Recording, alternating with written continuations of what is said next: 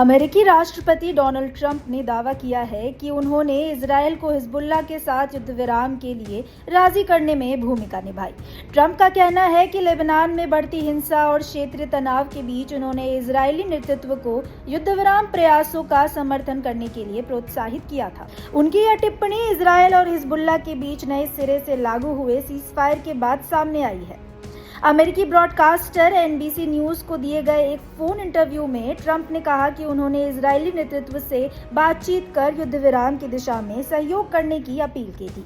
हालांकि उन्होंने यह स्पष्ट नहीं किया कि क्या इस मुद्दे पर उनकी सीधे इजरायल के प्रधानमंत्री बेंजामिन नेतन्याहू से बातचीत हुई थी।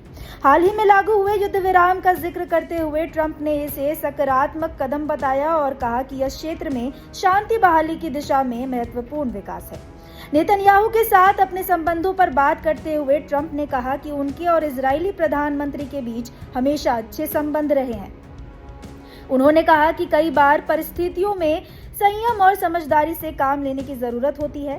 ट्रंप की यह टिप्पणी ऐसे समय में सामने आई है जब लेबनान सीमा पर तनाव के बाद दोनों पक्ष एक बार फिर युद्ध विराम लागू करने पर सहमत हुए हैं। रिपोर्ट्स के अनुसार इजरायल और हिजबुल्लाह के बीच युद्ध विराम शुक्रवार सुबह 9 बजे से प्रभावी हो गया। सूत्रों के हवाले से बताया गया है कि इस समझौते को अंतिम रूप देने में अमेरिका और कतर ने मध्यस्थ की भूमिका निभाई। एक राजनयिक सूत्र के मुताबिक ईरान ने भी इस समझौते को आसान बनाने में सहयोग किया। हालांकि युद्ध विराम लागू होने के बावजूद इजरायल ने दक्षिणी लेबनान में अपनी सुरक्षा मौजूदगी बनाए रखने के संकेत दिए हैं। एक रिपोर्ट्स के मुताबिक एक अधिकारी ने कहा कि इजरायली सेना दक्षिणी लेबनान के तथाकथित सिक्योरिटी जोन में तैनात रहेगी। अधिकारी ने चेतावनी दी कि यदि इजरायल पर हमला किया गया तो उसका जवाब दिया जाएगा। दूसरी ओर हिजबुल्लाह ने भी युद्ध विराम समझौते का पालन करने की प्रतिबद्धता जताई है।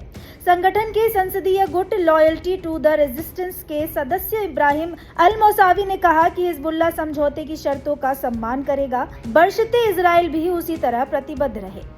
इससे पहले इजरायली प्रधानमंत्री बेंजामिन नेतन्याहू ने लेबनान में 4 इजरायली सैनिकों की जान जाने पर कड़ी प्रतिक्रिया दी थी। उन्होंने हिजबुल्लाह पर युद्ध विराम उल्लंघन का आरोप लगाते हुए कहा था कि संगठन को इसकी बहुत भारी कीमत चुकानी पड़ेगी।